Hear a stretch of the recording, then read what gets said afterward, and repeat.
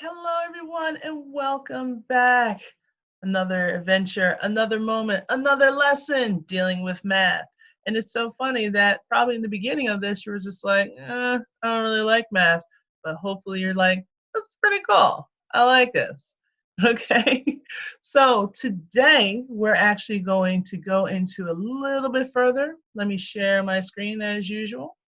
So we're going into what's called scientific notation. Now, if you're into science and you're into that whole mixture, you probably have heard of scientific notation before. So we're looking at that Common Core standard of ASSE point 1, and it seems to be a very popular standard.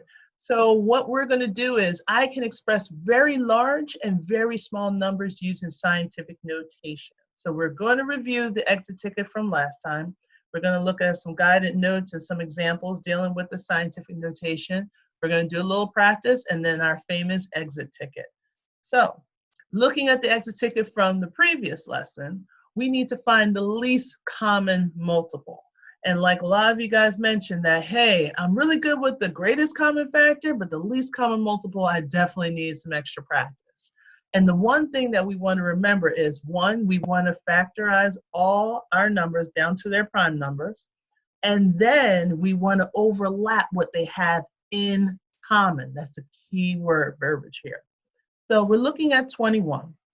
If I break down 21, I got a factor of 7 and 3. And then here's my famous 12. We got 3 and 4. And we know that 4 can be broken down into 2 and 2.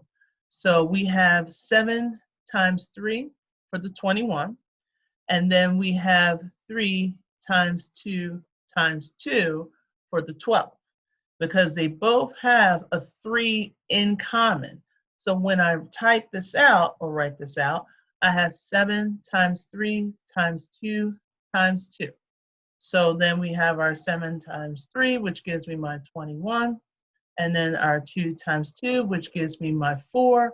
So my least common multiple is going to be an 84. Okay, so when I go to the next one, I have 40. So for 40, I can do 10 and 4, but I can still break down the 10 and still break down the 4. So I'm going to go with 8 and 5, because 5 is definitely a prime number. With my 8, I can break it down to 4 and 2. And then I break down the 4 into 2 and 2. So my prime is going to be 2 times 2 times 2 times 5, and that's going to be for the 40. Now for the 36, I have 6 times 6, and I can break down both of those 6s with a combination of 3 and 2. Oops, got a little anxious there. So my primes is 3 times 2 times 3 times 2.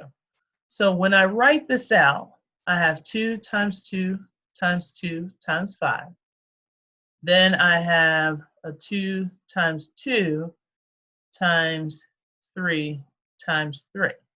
So they both have 2s, 2 sets of 2s in common, okay? And then what's left over is my 3 times 3 times 2 times 5. So 3 times 3 gives me 9. 2 times 5 gives me 10, and that gives me my 90.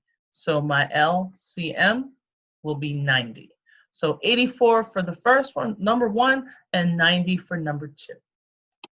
So we're looking at scientific notation. So eventually we're going to be dealing with very large numbers or very small numbers. Like look at our situation right now. First, the number of people that was contracted with corona has gone very small, and then all of a sudden it just shoots up to like higher numbers. So we're talking about that's an exponential growth. Eventually, hopefully, it will kind of pan out, and then there was be a decline or a decay. But when we're dealing with large numbers, we're dealing with large populations. So sometimes the scientific notation really does help us out.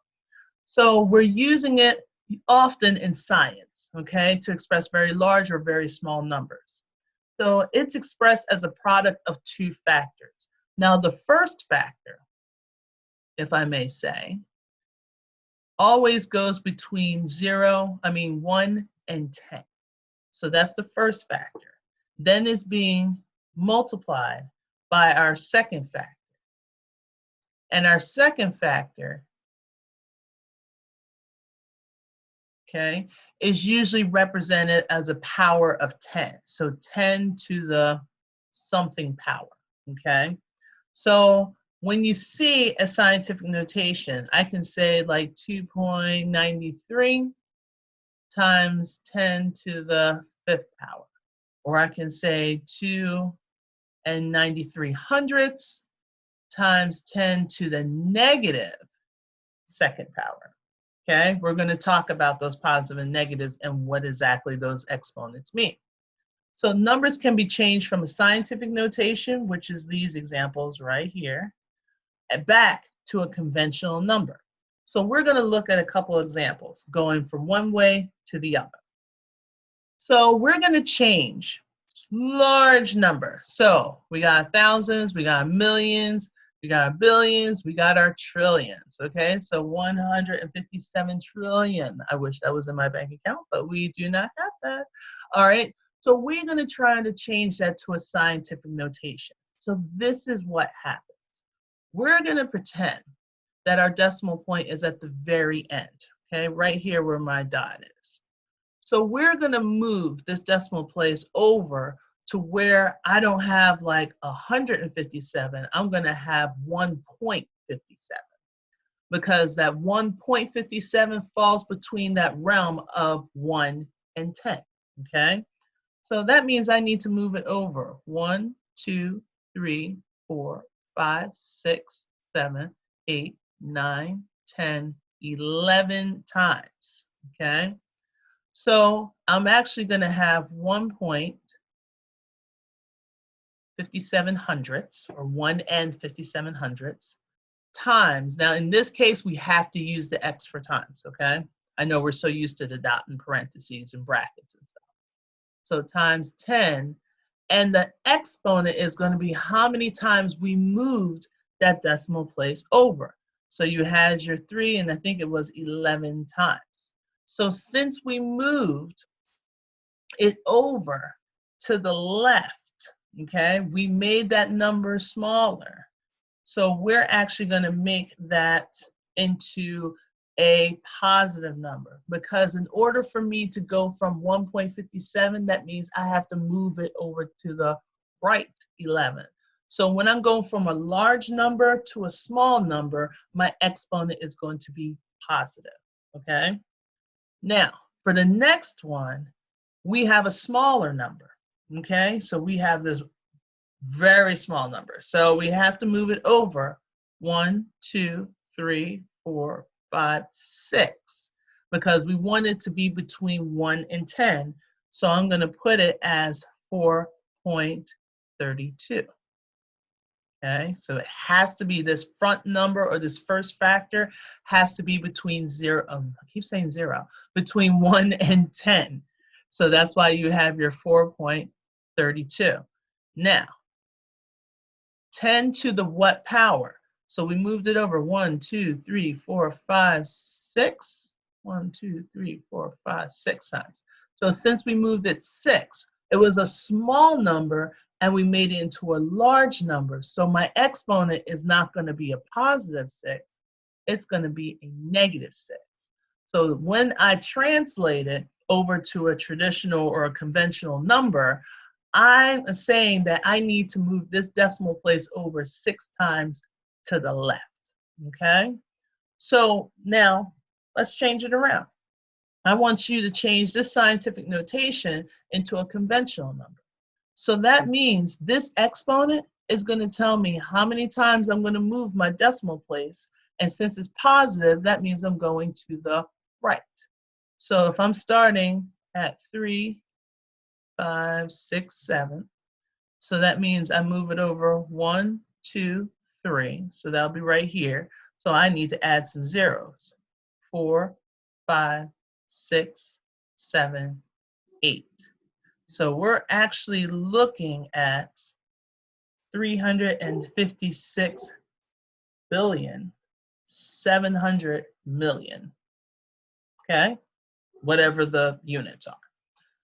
So when we go into the negative for the next one, it's telling me that, hey, you need to go to the left from that decimal place. So I'm going to go 4, 8, 9, 2. And if I start here, putting it over here, that's going to be 1. So now I got to add zeros. 2, 3, 4, 5, 6. And there's my decimal point and my leading 0. All right? So very similar. The key thing is your exponent. Your first function or first factor has to be between 1 and 10. And then your exponent is going to tell you how many times you have to move and which direction you need to move it. Let's go to the next one. So we have 159,700, okay? And we need to translate that to a scientific notation. So that means pretend that the decimal place is at this last 0, and I got to move it over 1, 2, 3, 4, 5. So we got our 1.597 times 10 to the 5th power. Since it went from large to small, it's going to be a positive exponent, okay? So now for the next one, we definitely want to move this over 1, 2, 3, 4, 5, 6. Okay, so it'll be 10 to the 6. I know what you're about to say. Just be patient. So now we have 7.219. But since we went small to large, we have to make this negative. Okay? So now let's go to conventional. So my exponent is telling me it's going to get larger because it's positive, and I need to move that decimal point 5 spaces. So we're going to do it. 1, 2, 3. So that was 3. So that means I have to add some zeros. 4, 5. So that means we have 200. And that'll be 703,200, okay? So for the last one, 2.1, 10 to the negative 3rd.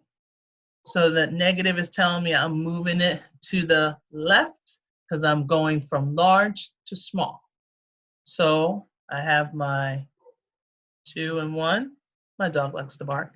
So we're moving it over 3 places to the left. So from here, that's going to be 1.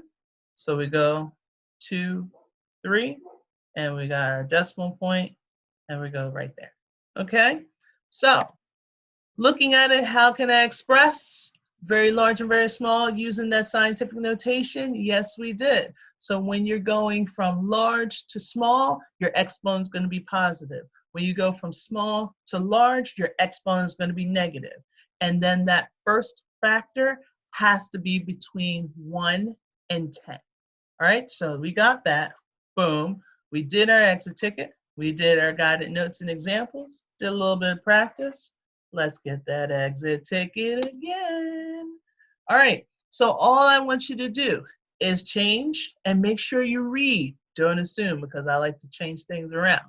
So the first one, you're going to change that scientific notation to conventional. The next one, you're going to go from this conventional to scientific notation. Then we're going to change from conventional to scientific notation. See how trickery I am? And then the last one, we're going to go from scientific notation to conventional. All right? As always, if you want to know and see more information about my videos, if you have some questions, some concerns, some other things that you might want to see, because soon enough, I'm going to need to jump on some more stuff, just please message me or go to my website, acgmathtutoring.com. And if you want to know when the next video is going to come, make sure you hit that notification bell. And then please don't forget to subscribe. Come on. You watch it, you're enjoying it. Why not know what's going on? So if anything, definitely have a good one. And I will see you on the next time. Take care.